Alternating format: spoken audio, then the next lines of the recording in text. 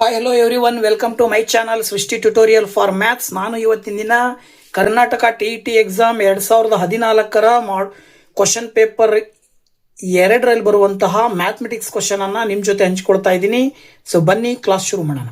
So ನೋಡಿ, 91st question ಪ್ರಾರಂಭ ಆಗೋದು. ಸೊ ಏನ್ ಹೇಳುತ್ತೆ ಅಂದ್ರೆ 6⁸ ಇಂಟು 5⁻³ ಡಿವೈಡೆಡ್ ಬೈ 10⁻³ ಇಂಟು 3⁻⁴ ಇದರ ಸರಳ ರೂಪ ಅಂತ ಕೇಳಿದ್ದಾರೆ. ಸೊ ಇದನ್ನ ಎಕ್ಸ್ಪ್ರೆಸ್ ಮಾಡಿ ಬರೀಬೇಕು. ಸಿಂಪ್ಲೆಸ್ಟ್ ಫಾರ್ಮ್ ಅಲ್ಲಿ ಬರೆದಾಗ ನೋಡಿ, ನಾವು 6⁸ ಅನ್ನ 2 ಇಂಟು 3⁻8 ಅಂತ ಬರ್ಕೊಳ್ಬಹುದು. ಓಕೆನಾ? ಹಾಗೇನೆ 5⁻³ ಡಿವೈಡೆಡ್ ಬೈ 10⁻³ ಅನ್ನ 2 ಇಂಟು 5⁻³ ಅಂತ ಬರೀಬಹುದು ಇಂಟು 3⁻3. ನೆಕ್ಸ್ಟ್ ಇಲ್ಲಿ ನಾವು ಏನು ಎಕ್ಸ್ಪೋನೆನ್ಷಿಯಲ್ ಲಾವನ್ನ ಬಳಕೆ ಮಾಡಿದ್ರೆ, ಏನು ಎಕ್ಸ್ಪೋನೆನ್ಷಿಯಲ್ ಲಾ ಹೇಳುತ್ತಪ್ಪ ಅಂದ್ರೆ a ಇಂಟು b⁻m ಇದ್ರೆ ಅದನ್ನ ನಾವು a⁻m ಇಂಟು b⁻m ಅಂತ ಹೇಳ್ಬೋದು. ಇದರ ಆಧಾರದ ಮೇಲೆ 2⁸ ಇಂಟು 3⁸ ಇಂಟು 5⁻³ ಅಂತ ಬರೀಬಹುದು. ಆಸ್ ಇಟ್ ಈಸ್ ಕೆಳಗಡೆ 2⁻³ ಇಂಟು 5⁻³ ಇಂಟು 3⁻4. ಸಿಂಪ್ಲಿ ನಾವು ನ್ಯೂಮರೇಟರ್ ಡಿನಾಮಿನೇಟರ್ ನಲ್ಲಿ ಬೇಸ್ ಸೇಮ್ ಬರೋ ರೀತಿನಲ್ಲಿ ಮಾಡ್ಕೊಳ್ತೀವಿ. ಆಗ ಇಲ್ಲಿ 2 ಇದೆ, ಇಲ್ಲೂ 2 ಇದೆ. ಇದ್ರ ಪವರ್ 8, ಇದ್ರ ಪವರ್ 3. ಸೊ 8ರಲ್ಲಿ 3 ಕಳೆದ್ರೆ ನಿಮಗೆ 5 ಬರುತ್ತೆ, 2⁴ ಬರುತ್ತೆ. ಹಾಗೇನೆ ಇಲ್ಲಿ 3⁸ ಇದೆ, 3⁴ ಇದೆ. 8ರಲ್ಲಿ 4 ಕಳೆದ್ರೆ 3⁴ ಉಳ್ಕೊಳ್ಳುತ್ತೆ. 5⁵3, 5⁵3, 3ರಲ್ಲಿ 3 ಕಳೆದ್ರೆ 0, 5⁵0 ಅಂತ ತಗೊಳ್ತೀರಾ. ಅಲ್ಲಿಗೆ 2⁵5 ಅಂದ್ರೆ 32 ಬರುತ್ತೆ, 3⁴4 ಅಂದ್ರೆ 81 ಬರುತ್ತೆ, 5⁵0 ಅಂದ್ರೆ 1 ಬರುತ್ತೆ. ಇದಿಷ್ಟನ್ನ ಗುಣಿಸಿದಾಗ 2592 ಬರುತ್ತೆ. ಸೊ ಎರಡನೇ ಆಪ್ಷನ್ ಅನ್ನ ನೀವು ಉತ್ತರ ಅಂತ ಹೇಳಿ ಆಯ್ಕೆ ಮಾಡ್ತೀರಾ. ಹಾಗೆ 92ನೇ ಕ್ವಶನ್ ಬಂದ್ಬಿಟ್ಟು ಏನ್ ಹೇಳುತ್ತೆ ಅಂತಕ್ಕಂಥದ್ದನ್ನ ನೋಡೋದಾದ್ರೆ, 2 ಸಂಖ್ಯೆಗಳ ವ್ಯತ್ಯಾಸವು 11 ಆಗಿದೆ. ಆ 2 ಸಂಖ್ಯೆಗಳ ಮೊತ್ತದ 5ನೇ ಒಂದು ಭಾಗವು 9 ಆದರೆ ಆ ಸಂಖ್ಯೆಗಳು ಅಂತ ಕೇಳಿದ್ದಾರೆ. ನೋಡಿ, 2 ಸಂಖ್ಯೆಗಳನ್ನ ಒಂದು x ಇನ್ನೊಂದು y ಅಂತ ತಗೊಂಡ್ರೆ ಅವುಗಳ ವ್ಯತ್ಯಾಸ 11 ಅಂದ್ರೆ x - y = 11. ಮತ್ತು ಆ ಸಂಖ್ಯೆಗಳ ಮೊತ್ತದ 5ನೇ ಒಂದರಷ್ಟು 9ಕ್ಕೆ ಸಮ ಅಂದ್ರೆ 1/5 ಇಂಟು x + y = 9 ಅಂತ ತಗೊಂಡ್ರೆ ಈ 1/5 ಆ ಕಡೆ ಹೋದ್ರೆ ಇಂಟು 9 ಆಗತ್ತೆ, 45 ಬರುತ್ತೆ. ಅಂದ್ರೆ x + y = 45, x - y = 11 ಅಂದ್ರೆ 1 ಕೆಳಗೆ 1 ಬರ್ಕೊಂಡು +y - y ಕ್ಯಾನ್ಸಲ್ ಮಾಡಿದ್ರಿ ಅಂದ್ರೆ x ಮತ್ತೆ x ಕೂಡಿದ್ರೆ 2x ಬರುತ್ತೆ. 45ಕ್ಕೆ 11 ಕೂಡಿದ್ರೆ 56 ಬರುತ್ತೆ. 2ರಿಂದ 56 ಭಾಗಾಕಾರ ಮಾಡಿದ್ರೆ x ನ ಬೆಲೆ 28. ಅಲ್ಲಿಗೆ ನೀವು x + y = 45 ಅಂತ ತಗೊಂಡಿದ್ದೀರಲ್ಲ, x ನ ಬೆಲೆ 28 ಆದ್ರೆ y ನ ಬೆಲೆ 45ರಲ್ಲಿ 28 ಕಳಿಬೇಕಾಗತ್ತೆ. ಸೊ 45ರಲ್ಲಿ 28 ನೀವು ಕಳೆದ್ರಿ ಅಂತ ಹೇಳಿದ್ರೆ ಉತ್ತರ ಏನ್ ಬರುತ್ತೆ? 17. ಓಕೆನಾ? ಸೊ ದಟ್ x ನ ಬೆಲೆ 28, y ನ ಬೆಲೆ 17 ಅಂತ ಹೇಳಿದ್ರೆ ನಿಮಗೆ ಆಪ್ಷನ್ 4ರಲ್ಲಿರುವಂತಹ ಉತ್ತರವನ್ನ ಆಯ್ಕೆ ಮಾಡ್ತೀರಾ.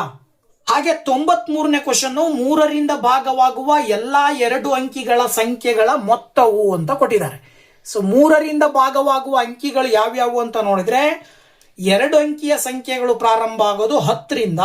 ಅದರಲ್ಲಿ 3ರಿಂದ ಭಾಗ ಆಗೋ ಸಂಖ್ಯೆ ಮೊದಲನೇದು 12, ಆಮೇಲೆ 15, 18, 99 ತನಕ ಬರುವ ಎಲ್ಲಾ ಸಂಖ್ಯೆಗಳು 3ರಿಂದ ಭಾಗವಾಗುವಂತವು ಇವು. ಓಕೆನಾ? ಕೊನೆಯ ಸಂಖ್ಯೆನೇ 99, 2 ಅಂಕಿದು. ಇದರಲ್ಲಿ ಬರುವ ಒಟ್ಟು ಸಂಖ್ಯೆಗಳು ಎಷ್ಟಪ್ಪ ಅನ್ನೋದನ್ನ ನೀವು ಕಂಡುಹಿಡಿಬೇಕು. ಇದು ಒಂದು ಆರ್ಥಮೆಟಿಕ್ ಪ್ರೋಗ್ರೆಷನ್ ಸಮಾಂತರ ಶ್ರೇಣಿಯ ರೂಪದಲ್ಲಿ ಇದೆ ಅಂತ ನೀವು ಆಯ್ಕೆ ಮಾಡಿದ್ರಿ ಅಂದ್ರೆ ಸಮಾಂತರ ಶ್ರೇಣಿಯ ಆಧಾರದ ಮೇಲೆ a ನ 12 ಅಂತ ತಗೊಳ್ತೀರಾ. ಸಾಮಾನ್ಯ ವ್ಯತ್ಯಾಸ d ಯನ್ನ 15, ಎರಡನೇ ಪದದಲ್ಲಿ ಮೊದಲನೇ ಪದವನ್ನ ಕಳಿತೀರಾ, 3 ಬರುತ್ತೆ. ಹಾಗೇನೆ an ಕೊನೆಯ ಪದವನ್ನ 99 ಅಂತ ತಗೊಳ್ತೀರಾ. n ನ ಬೆಲೆ ಕಂಡುಹಿಡಿಬೇಕು. ನೋಡಿ, ಮೊದಲು n ಕಂಡುಹಿಡಿಬೇಕು ಅಂದ್ರೆ an ಫಾರ್ಮುಲಾ ಹಾಕ್ತೀರಾ. a + n - 1 into d = an ಅಂತ ಹಾಕಿದ್ರಿ ಅಂದ್ರೆ a ಅಂತ ಹೇಳಿದ್ರೆ 12 ಪ್ಲಸ್ n ಅಂತ ಹೇಳಿದ್ರೆ ಎಷ್ಟು ಬರುತ್ತೆ ಗೊತ್ತಿಲ್ಲ, n - 1 ಕಂಡುಹಿಡಿಬೇಕು, ಇಂಟು 3 ಅಂದ್ರೆ d. an ನ ಬೆಲೆ 99. 12 ಆ ಕಡೆ ಹೋದ್ರೆ -12 ಆಗತ್ತೆ, 87 ಬರುತ್ತೆ. 3 ಈ ಕಡೆ ತಗೊಂಡು ಬಂದ್ರೆ ಡಿವೈಡೆಡ್ ಬೈ 3 ಆಗತ್ತೆ, 29 ಉಳಿತದೆ. -1 ಈ ಕಡೆ ಬಂದ್ರೆ +1 ಆಗತ್ತೆ, ಅಲ್ಲಿಗೆ n ಬೆಲೆ ಬಂದ್ಬಿಟ್ಟು 30 ಬರುತ್ತೆ. ಮೊದಲು ಅಲ್ಲಿರುವ ಒಟ್ಟು 3ರಿಂದ ಭಾಗವಾಗುವ 2 ಅಂಕಿಯ ಸಂಖ್ಯೆಗಳು 30. ಆ ಎಲ್ಲಾ 30 ಸಂಖ್ಯೆಗಳ ಮೊತ್ತ ಕಂಡುಹಿಡಿಯಕ್ಕೆ ಕೇಳಿರೋದ್ರಿಂದ ಮತ್ತೆ SN ಫಾರ್ಮುಲಾ ಹಾಕಬೇಕು. SN = n/2 × a + l ಅಂತ ಫಾರ್ಮುಲಾ. ಇಲ್ಲಿ ನೀವು ವ್ಯಾಲ್ಯೂಸ್ ಅನ್ನ ನಾವು ಸಬ್ಸ್ಟಿಟ್ಯೂಟ್ ಮಾಡಿದ್ರೆ 30 / 2 × 12 + 99 ಮಾಡಿದ್ರೆ 111 ಬರುತ್ತೆ. 30/2 ಮಾಡಿದ್ರೆ 15 × 111 ಗುಣಾಕಾರ ಮಾಡಿದ್ರೆ 1665 ಬರುತ್ತೆ. ಅಂದ್ರೆ 3ರಿಂದ ಭಾಗವಾಗುವ 2 ಅಂಕಿಯ ಎಲ್ಲಾ ಸಂಖ್ಯೆಗಳ ಮೊತ್ತ 1665 ಬರುತ್ತೆ. ಆಪ್ಷನ್ 1ರಲ್ಲಿರುವಂತಹ ಉತ್ತರವನ್ನ ನೀವು ಆಯ್ಕೆ ಮಾಡಬೇಕಾಗತ್ತೆ. ನೆಕ್ಸ್ಟ್ 94ನೇ ಕ್ವಶನ್ ಬಂದ್ಬಿಟ್ಟು 1k × 1k = k2k. ಆದರೆ ಇಲ್ಲಿ k ನ ಬೆಲೆ ಅಂತ ಕೇಳಿದ್ದಾರೆ. ತುಂಬಾ ಸಿಂಪಲ್. k ಅನ್ನುವ ಜಾಗದಲ್ಲಿ ಕೆಳಗಿನ ಯಾವ ನಂಬರ್ ಹಾಕಿದ್ರೆ ಈ ಒಂದು ಈಕ್ವೇಶನ್ ಸರಿ ಬರುತ್ತೆ ಅಂತ ಒಂದೊಂದಾಗಿ ನೋಡ್ತಾ ಹೋದ್ರೆ ಮೊದಲು 1 ನಾವು ಹಾಕೋಣ. k ಇರೋ ಜಾಗದಲ್ಲಿ 1 ಹಾಕಿದ್ರೆ 1 × 1 ಆಗುತ್ತೆ, ಇಂಟು 1k ಅಂದ್ರೆ 1 ಆಗುತ್ತೆ, k2k ಅಂದ್ರೆ 1 2 1. ಸೊ 11 ಗುಣಾಕಾರ ಮಾಡಿದ್ರೆ 121 ಬರುತ್ತೆ. ಅದೇ ನೀವು 2 3 4 ಹಾಕಿ ಮಾಡ್ತಾ ಹೋದಾಗ 484 ಈ ತರ ಎಲ್ಲ ನಂಬರ್ ಬರುತ್ತೆ. ಬಟ್ ಇದಕ್ಕೆ ಸಮ ಇರಲ್ಲ. ಸೊ ಇದಕ್ಕೆ ಸಮ ಬರ್ತಕ್ಕಂಥದ್ದು ಯಾವುದು ಅಂದ್ರೆ k ಇರೋ ಜಾಗದಲ್ಲಿ 1 ಹಾಕಿದ್ರೆ ಆನ್ಸರ್ ಸರಿ ಬರುತ್ತೆ. ಹಾಗಾಗಿ ನೀವು ಆಪ್ಷನ್ 1 ಸರಿಯಾದ ಉತ್ತರ ಅಂತೇಳಿ ಆಯ್ಕೆ ಮಾಡ್ತೀರಾ 94ನೇ ಕ್ವಶನ್ಗೆ. ಹಾಗೆ 95ನೇ ಕ್ವಶನ್ ಬಂದ್ಬಿಟ್ಟು n ಎಂಬುದು ಒಂದು ಧನ ಪೂರ್ಣಾಂಕವಾಗಿದ್ದಾಗ 3/4n - 4/3n ಎಂಬುದು ಎಲ್ಲಾ ಸಂದರ್ಭಗಳಲ್ಲಿಯೂ ಕೆಳಗಿನ ಯಾವುದರಿಂದ ಭಾಗವಾಗುತ್ತದೆ? ನೋಡಿ, 3/4n - 4/3n ಅನ್ನ ನೀವು ಸಿಂಪ್ಲಿಫೈ ಮಾಡ್ತಾ ಹೋದ್ರೆ ಕೆಳಗಿನ ಯಾವ ಸಂಖ್ಯೆಯಿಂದ ಭಾಗ ಆಗತ್ತೆ ಅಂತ ಕೊಟ್ಟಿದ್ದಾರೆ. ನೋಡಿ, 3/4 ಅನ್ನ ನಾವು 3 4 ಸರಿ ಗುಣಿಸಿದ್ರೆ 81 ಬರುತ್ತೆ. ಹೋಲ್ ರೈಸ್ ಟು n ಅಂತ ತಗೊಳ್ತೀರಾ. -4/3 ಅಂದ್ರೆ 64 ಬರುತ್ತೆ. ಹೋಲ್ ರೈಸ್ ಟು n ಬರುತ್ತೆ. ಈ 81 x ಅಂತ ತಗೊಳ್ರಿ, 64 y ಅಂತ ತಗೊಳ್ರಿ. x⁻n - y⁻n ಅಂತ ತಗೊಂಡ್ರೆ ಪವರ್ ಎರಡೂ ಕಡೆ ಸೇಮ್ ಇರೋದ್ರಿಂದ x - y ಅಂತ ತಗೊಂಡ್ರೆ x ಬಂದ್ಬಿಟ್ಟು 81, y ಬಂದ್ಬಿಟ್ಟು 64. ಸೊ 81ರಲ್ಲಿ 64 ಕಳೆದ್ರೆ 17 ಬರುತ್ತೆ. ಸೊ 17ರಿಂದ ಸುಲಭವಾಗಿ ಭಾಗವಾಗುತ್ತೆ ಅಂತೇಳಿ ನಾವು ಹೇಳ್ಬೋದು. ಆಪ್ಷನ್ 2ರಲ್ಲಿ ಇರ್ತಕ್ಕಂಥ ಉತ್ತರವನ್ನ ನೀವು 95ನೇ ಕ್ವಶನ್ಗೆ ಆಯ್ಕೆ ಮಾಡ್ತೀರಾ. ಈಗ 96ನೇ ಕ್ವಶನ್ ಬಂದ್ಬಿಟ್ಟು ಒಬ್ಬ ಅಂಗಡಿ ವರ್ತಕನು 8 ಟನ್ ಗೋಧಿಯನ್ನು ಖರೀದಿಸಿ ಅದರಲ್ಲಿ 4.7 ಟನ್ ಗೋಧಿಯನ್ನು ಮಾರುತ್ತಾನೆ. ಈಗ ಅವನ ಬಳಿ ಇರುವ ಗೋಧಿಯ ಪ್ರಮಾಣವು ಕಿಲೋಗ್ರಾಂಗಳಲ್ಲಿ ಹೇಳಿ ಅಂತ ಕೊಟ್ಟಿದ್ದಾರೆ. Very simple. ಮೊದಲು ಅವನು ಒಟ್ಟು ಎಷ್ಟು ಗೋಧಿ ತಗೊಂಡಿದ್ದ? 8 ಟನ್ ತಗೊಂಡಿದ್ದಾನೆ. ಮಾರಾಟ ಮಾಡಿದ ಎಷ್ಟು? 4.7 ಟನ್. ಅಲ್ಲಿಗೆ ಉಳಿದಿರುವ ಗೋಧಿ 3.3 ಟನ್. ಟನ್ ಅಂದ್ರೆ ಏನಪ್ಪಾ ಅಂತ ನೋಡಿದ್ರೆ 1 ಟನ್ಗೆ 10 ಕ್ವಿಂಟಾಲ್. ಅಲ್ಲಿಗೆ 1 ಕ್ವಿಂಟಾಲ್ಗೆ 100 kg. ಅದರ ಅರ್ಥ ಏನು?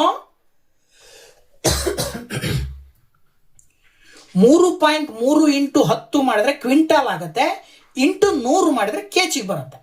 ಅಲ್ಲಿಗೆ 3.3 × 10 ಮಾಡಿದ್ರೆ 33, ಇಂಟು 100 ಮಾಡಿದ್ರೆ 3300 kg ಉಳಿತು ಅಂತ. ಸೊ ಉಳಿದ ಗೋಧಿ 3300 kg. ಅಂದ್ರೆ 2ನೇ ಆಪ್ಷನ್ ಅಲ್ಲಿ ಇರುವ ಉತ್ತರವನ್ನ ಈ ಒಂದು ಕ್ವಶನ್ಗೆ ಆನ್ಸರ್ ಅಂತ ಹೇಳ್ತೀರಾ. So next 97ನೇ question. 2 ಸಂಖ್ಯೆಗಳ ಮಾಸ ಆವು 34 ಮತ್ತು ಅವುಗಳ ಲಾಸ ಆವು 4248 ಆಗಿದೆ. ಅದರಲ್ಲಿ ಒಂದು ಸಂಖ್ಯೆಯು 204 ಆದರೆ ಇನ್ನೊಂದು ಸಂಖ್ಯೆ ಅಂತ ಕೇಳಿದ್ದಾರೆ. ನೋಡಿ, ನಮಗೆ ಗೊತ್ತು ಸೂತ್ರ H × L = A × B. ಅಂದ್ರೆ 2 ಸಂಖ್ಯೆಗಳ ಗುಣಲಬ್ಧವು ಅದೇ 2 ಸಂಖ್ಯೆಗಳ ಲಾಸ ಮತ್ತು ಮಾಸಗಳ ಗುಣಲಬ್ಧಕ್ಕೆ ಸಮ ಇರುತ್ತದೆ. ಇದರ ಆಧಾರದ ಮೇಲೆ ಮಾಸ ಕೊಟ್ಟಿದ್ದಾರೆ 34, ಲಾಸ ಕೊಟ್ಟಿದ್ದಾರೆ 4248. ಒಂದು ಸಂಖ್ಯೆ 204 ಆದ್ರೆ ಇನ್ನೊಂದು ಸಂಖ್ಯೆ ಈ 204 ಈ ಕಡೆ ತಗೊಂಡ್ಬಂದ್ರೆ ಡಿವೈಡೆಡ್ ಬೈ 204 ಆಗುತ್ತೆ. ಇದನ್ನ ನೀವು ಕಂಪ್ಲೀಟ್ ಆಗಿ ಭಾಗಾಕಾರ ಮಾಡಿದ್ರೆ ಏನ ವ್ಯಾಲ್ಯೂ 708 ಬರುತ್ತೆ. ಅಂದರೆ ಇನ್ನೊಂದು ಸಂಖ್ಯೆ 708 ಅಂತೇಳಿ ನಾವು ಸುಲಭವಾಗಿ ಹೇಳಬಹುದು. ನಿಮಗೆ ಕೊಟ್ಟಿರುವಂಥ ಆಪ್ಷನ್ನಲ್ಲಿ ಪ್ರಿಂಟ್ ಮಿಸ್ಟೇಕ್ ಆಗಿದೆ. ಸೊ ಆಕ್ಚುಲಿ 708 ಆಗಬೇಕು. ಸೊ ದಟ್ ಆಪ್ಷನ್ 1ರಲ್ಲಿರುವಂಥ ಉತ್ತರವನ್ನು ನೀವು ಆಯ್ಕೆ ಮಾಡಬೇಕಾಗತ್ತೆ ಆನ್ಸರ್ ಅಂತ ಹೇಳಿ. ಇನ್ನು ನೆಕ್ಸ್ಟ್ 98ನೇ ಕ್ವಶನ್ ಅನ್ನ ನೋಡೋದಾದ್ರೆ 98.7 whole square minus 1.3 whole square ಇದರ ಬೆಲೆ ಅಂತ ಕೇಳಿದ್ದಾರೆ. Very easy. ಇದು ಕೊಟ್ಟಿರುವಂತದ್ದೇ a square minus b square form ಅಲ್ಲಿ ಇದೆ. So a square minus b square ಇದ್ರೆ ಅದನ್ನ ನಾವು a plus b into a minus b form ಅಲ್ಲಿ ಬರ್ಕೊಳ್ತೀವಿ. 98.7 ಪ್ಲಸ್ 1.3 ಇಂಟು 98.7 ಮೈನಸ್ 1.3 ಇವೆರಡನ್ನ ಕೂಡಿದ್ರೆ 100 ಬರುತ್ತೆ. 98.7 ನಲ್ಲಿ 1.3 ಕಳೆದ್ರೆ 97.4 ಬರುತ್ತೆ. ಇಂಟು 100 ಮಾಡಿದ್ರೆ ಪಾಯಿಂಟ್ 2 ಸಂಖ್ಯೆ ಮುಂದಕ್ಕೆ ಬರುತ್ತೆ. ಅಲ್ಲಿಗೆ 9740 ಬರುತ್ತೆ ಆನ್ಸರು. ಸೊ ಎರಡನೇ ಆಪ್ಷನ್ ಅಲ್ಲಿ ಇರುವಂತ ಉತ್ತರವನ್ನ ಆಯ್ಕೆ ಮಾಡ್ತೀರಾ. ಹಾಗೆ 99ನೇ ಕ್ವಶನ್ 3/5 ಪ್ಲಸ್ 5/2 ಡಿವೈಡೆಡ್ ಬೈ 10/4 ಇದರ ಬೆಲೆ ಅಂತ ಕೊಟ್ಟಿದ್ದಾರೆ. ನೋಡಿ 3/5 ಪ್ಲಸ್ 5/2 ಡಿವೈಡೆಡ್ ಬೈ 10/4 ಅನ್ನ ಇಂಟು ಮಾಡಿದ್ರೆ 10/4 ಇದ್ದಿದ್ದು 4/10 ಆಗುತ್ತೆ. 2 2 4 5 2 10 ಅಂದ್ರೆ ಅಲ್ಲಿಗೆ 2/2 ಬರುತ್ತೆ. 2/2 ನ ಹೊಡೆದ್ರೆ ನಿಮಗೆ 1/1 ಬರುತ್ತೆ. 5 ಮತ್ತೆ 1 ಕ್ಯಾಲ್ಸಿಯಂ 5 ತಗೊಂಡ್ರೆ 3 1 3 5 1 5. ಸೊ ದಟ್ 5 3 8 ಡಿವೈಡೆಡ್ ಬೈ 5 ಬರುತ್ತೆ ಆನ್ಸರ್. ಅದರರ್ಥ ನೀವು ಆಪ್ಷನ್ 3 ಅನ್ನ ಸರಿಯಾದ ಉತ್ತರ ಅಂತ ಹೇಳಿ ಆಯ್ಕೆ ಮಾಡಬೇಕಾಗತ್ತೆ. ಹಾಗೇನೆ 100th ಕ್ವಶನ್ ಬಂದ್ಬಿಟ್ಟು ಏನ್ ಹೇಳುತ್ತೆ ಅಂತ ನೋಡೋದಾದ್ರೆ 2x square minus 3y whole square ಇದರ ವಿಸ್ತೃತ ರೂಪ. ಇದು ಕೂಡ 2x square minus 3y whole square ಅನ್ನ 2x ಸ್ಕ್ವೇರ್ ಹೋಲ್ ಸ್ಕ್ವೇರ್ ಅಂತ ತಗೊಳ್ಬಹುದು. Plus 3y whole square a minus b whole square formula ಬರೆದ್ರೆ a square plus b square minus 2ab ರೂಪದಲ್ಲಿ ತಗೊಂಡಾಗ 2x ಇದ್ದಿದ್ದು 4x ಹೋಲ್ ರೈಸ್ ಟು 4 ಬರುತ್ತೆ. Plus 9y square minus 2 2s 4 4 3s 12x square y ಬರುತ್ತೆ. ಅಲ್ಲಿಗೆ ನೀವು ಎರಡನೇ option ಅಲ್ಲಿ ಇರುವಂತ ಉತ್ತರವನ್ನ ಸರಿಯಾದ ಉತ್ತರ ಅಂತ ಹೇಳಿ ಆಯ್ಕೆ ಮಾಡ್ತೀರಾ. ಹಾಗೆ 101ನೇ ಕ್ವಶನ್ ಏನ್ ಹೇಳುತ್ತೆ x square plus y square is equal to 47 ಮತ್ತು x y is equal to 19 divided by 2 ಆದರೆ 3 into x plus y whole square into x minus y whole square ನ ಬೆಲೆ ಅಂತ ಕೇಳಿದಾರೆ ಅವರು. ಓಕೆನಾ. ಪ್ಲಸ್ ಆಕ್ಚುಲಿ ಇದು plus x minus y whole square ನ ಬೆಲೆ ಎಷ್ಟು ಅಂತ ಕೇಳಿದ್ದಾರೆ. ಅವರೇ ಹೇಳುವ ಹಾಗೆ x square plus y square ಅನ್ನ 47 ಅಂತ ತಗೊಳ್ರಿ. ಮತ್ತೆ X y is equal to 19/2 ಅಂತ ತಗೊಳ್ರಿ. ಇಲ್ಲಿ 3 into x plus y whole square ಅಂದ್ರೆ a plus b whole square formula ಬರ್ಕೊಳ್ರಿ. X minus y whole square ಅನ್ನ a minus b whole square formula ಬರ್ಕೊಳ್ಬೇಕು.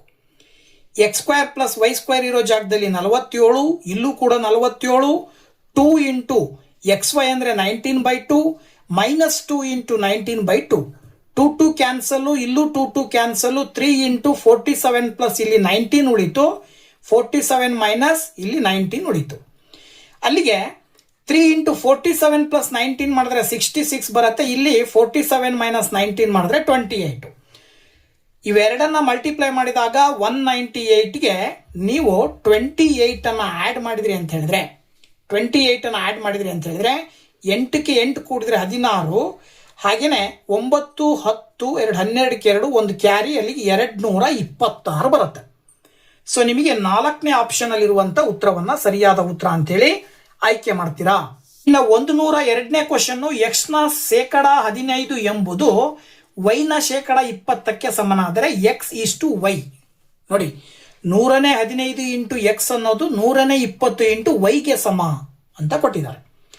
Very simple. ಎರಡು ಕಡೆ 100 ಕ್ಯಾನ್ಸಲ್ ಆಗುತ್ತೆ. 15 into x is equal to 20 into y ಬರುತ್ತೆ. X y ಈ ಕಡೆ ತಗೊಂಬಂದ್ರೆ divided by Y. ಇಲ್ಲಿ 20 15 ಆ ಕಡೆ ಹೋದ್ರೆ divided by 15. 15 3 40 sorry 5 3 15 5 4 20. X by y is equal to 4/3 ಇದನ್ನ ಫ್ರಾಕ್ಷನ್ ರೂಪದಲ್ಲಿ ಬರೆದ್ರೆ ಅನುಪಾತದಲ್ಲಿ ಬರೆದ್ರೆ ಎಕ್ಸ್ ಇಷ್ಟು ವೈ ಇಸ್ ಈಕ್ವಲ್ ಟು 4:3 ಬರುತ್ತೆ. ಸೊ ದಟ್ ನಿಮಗೆ 4:3 ಅನ್ನೋದು ಎರಡನೇ ಆಪ್ಷನ್ ಅಲ್ಲಿ ಉತ್ತರ ಇದೆ. That is the right answer. Next 103ನೇ ಕ್ವಶನ್ ಬಂದ್ಬಿಟ್ಟು ಒಂದು ನಕ್ಷೆಯ ಅಳತೆಯ ಪ್ರಮಾಣವು 1:50,000.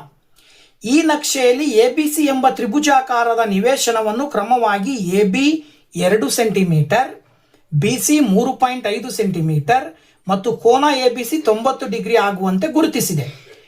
ಆಗ ಆ ತ್ರಿಭುಜದ ಬಿಸಿಯ ಬಾಹುವಿನ ನಿಜವಾದ ಅಳತೆ ಅಂತ ಕೇಳಿದ್ದಾರೆ. ಸೊ ಬಿಸಿಯ ಬಾಹುವಿನ ನಿಜವಾದ ಅಳತೆ ಬೇಕು ಅಂದ್ರೆ ಅನುಪಾತ ಕೊಟ್ಟಿದ್ದಾರೆ 1:50,000 ಅಂತ. ಇಲ್ಲಿ 1:50,000 ನಾವಿಲ್ಲಿ ಏನ್ ತಗೊಳ್ಬಹುದು ಅಂದ್ರೆ 5,000 ಸೆಂಟಿಮೀಟರ್ ಅನ್ನ 50,000 ಡಿವೈಡೆಡ್ ಬೈ 100 into 1000 ಮಾಡಿದಾಗ ಅದು ಕಿಲೋಮೀಟರ್ ಬರುತ್ತೆ. ಓಕೆನಾ? ಅಲ್ಲಿಗೆ 0.000000 ಈ 2 0 ಕ್ಯಾನ್ಸಲ್ ಮಾಡಿದ್ರೆ 0.5 ಕಿಲೋಮೀಟರ್ ಬರುತ್ತೆ. ಅಲ್ಲಿಗೆ 1 ಕಿಲೋಮೀಟರ್ಗೆ 0.5 ಅಂತ ಅರ್ಥ. ಅಲ್ಲಿ 3.5 ಕಿಲೋಮೀಟರ್ ಅಂದ್ರೆ 0.5 3.5ರಿಂದ ಗುಣಾಕಾರ ಮಾಡಿದ್ರೆ 1.75 ಕಿಲೋಮೀಟರ್. ಇದು ಎಕ್ಸಾಕ್ಟ್ ವ್ಯಾಲ್ಯೂ. ಓಕೆನಾ? ಸೊ ಕಿಲೋಮೀಟರ್ನಲ್ಲಿ ಬಿಸಿಯ ಅಳತೆಯನ್ನು ಹೇಳೋದಾದ್ರೆ 1.75 ಕಿಲೋಮೀಟರ್ ಬರುತ್ತೆ. 4ನೇ ಆಪ್ಷನ್ ಅಲ್ಲಿ ಇರುವಂತಹ ಉತ್ತರವನ್ನ ಆಯ್ಕೆ ಮಾಡ್ತೀರಾ. ಈಗ 104ನೇ ಕ್ವಶನ್, ಈ ಚಿತ್ರದಲ್ಲಿ ಎಬಿ BC, ಎಬಿಸಿ ಅಳತೆ ಅಂತ ಕೇಳಿದ್ದಾರೆ. ಎಬಿಸಿ ಈ ಅಳತೆಯನ್ನು ಕಂಡುಹಿಡಬೇಕು. Very simple. ಹೆಂಗ್ ಮಾಡ್ಬೋದು? ಇಲ್ಲಿ ಒಂದು ಕೋನ 115 ಡಿಗ್ರಿ ಕೊಟ್ಟಿದ್ದಾರೆ. BCD ಅನ್ನೋದು ಸರಳ ರೇಖೆ ಆದ್ರೆ ಇವೆರಡು ಕೋನಗಳ ಮೊತ್ತ 180 ಡಿಗ್ರಿ ಬರುತ್ತೆ. ಅದರಲ್ಲಿ ಒಂದು 115 ಇದೆ ಅಂದ್ರೆ 180ರಲ್ಲಿ 115 ಕಳೆದ್ರೆ 65 ಡಿಗ್ರಿ ಇದು ಬರುತ್ತೆ. ಆಮೇಲೆ ಏನು, AB ಮತ್ತೆ BC ಎರಡು ಈಕ್ವಲ್ ಇದೆ ಅಂದ್ರೆ BC 65, ಈ ಕೋನ 65 ಇದೆ ಅಂದ್ರೆ ಈ ಕೋನನು ಕೂಡ 65 ಇರುತ್ತೆ. ಅಲ್ಲಿಗೆ 65ಕ್ಕೆ 65 ಕೂಡಿದ್ರೆ 130 ಬರುತ್ತೆ. ನಿಮಗೆ ಬಿ ನ ಅಳತೆ ಬೇಕು ಅಂದ್ರೆ 180ರಲ್ಲಿ 130 ಕಳಿಬೇಕು. ಎಷ್ಟು ಬರುತ್ತೆ? 50 ಡಿಗ್ರಿ ಬರುತ್ತೆ.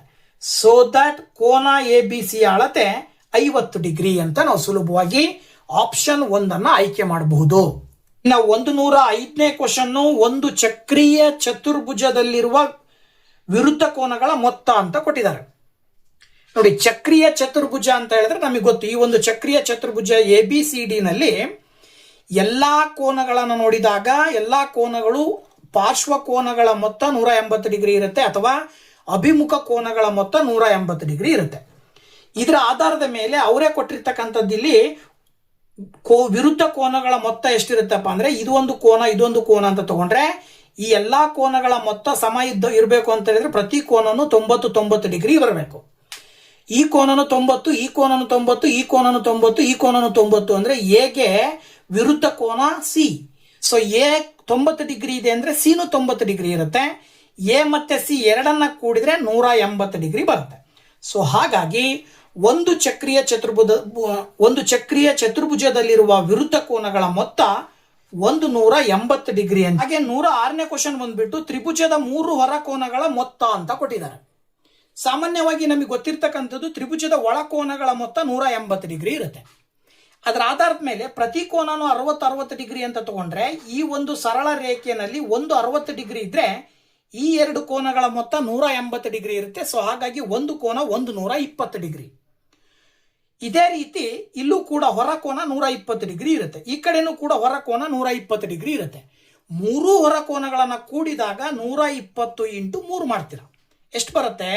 3 0 0, 3 2 6, 3 1 3, 360 ಡಿಗ್ರಿ ಬರುತ್ತೆ.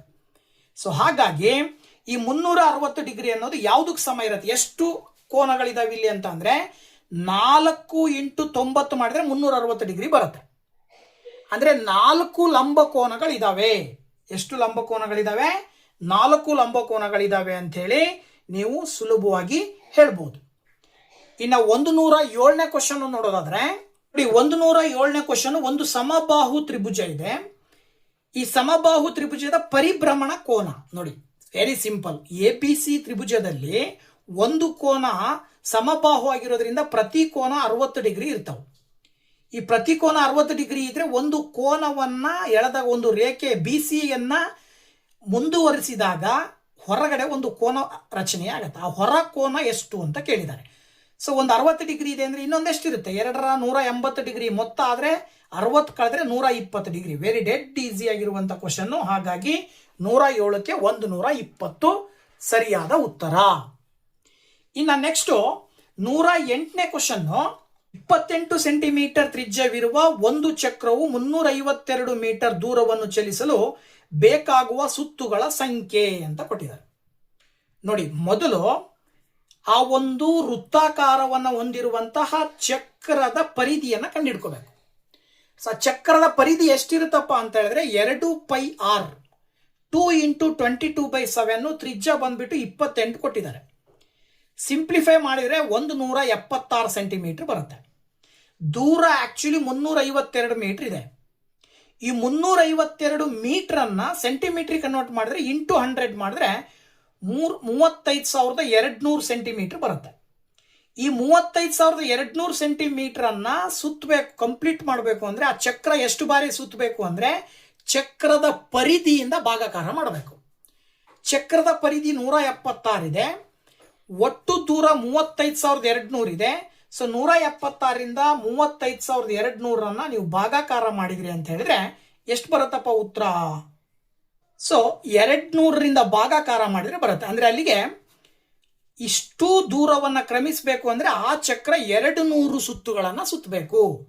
ಅಂದ್ರೆ ನಿಮಗೆ ಇಲ್ಲಿ ಕೊಟ್ಟಿರುವ ಆಪ್ಷನ್ಗಳಲ್ಲಿ 3ನೇ ಆಪ್ಷನ್ ಅಲ್ಲಿರುವಂತ ಉತ್ತರವನ್ನ ಆಯ್ಕೆ ಮಾಡ್ತೀರಾ.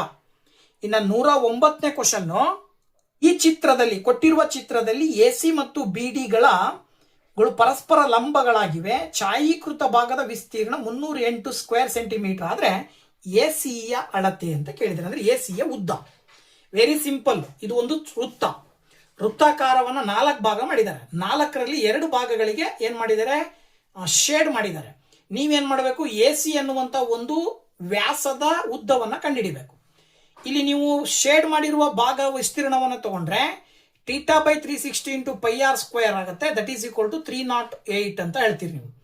ಅಲ್ಲಿಗೆ θ ಅಂತ ಹೇಳಿದ್ರೆ ಆಕ್ಚುಲಿ ಏನ್ ಬರುತ್ತೆ? ಆಂಗಲ್ ಈ ಕಡೆ 90 ಡಿಗ್ರಿ, ಈ ಕಡೆ 90 degree, total 180 degree divided by 360 into 22/7 into r² ಮಾಡಿದ್ರೆ ಸಿಂಪ್ಲಿಫೈ ಮಾಡಿದ್ರೆ 308 ಬರುತ್ತೆ.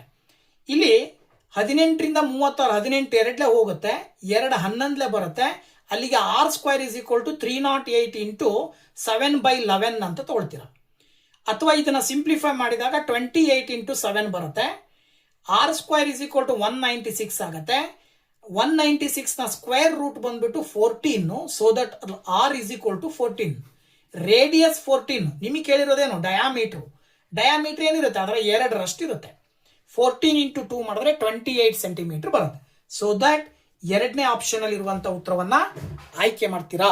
ಹಾಗೆ 110ನೇ question, n is equal to 10 ಮತ್ತು ಸರಾಸರಿ 12.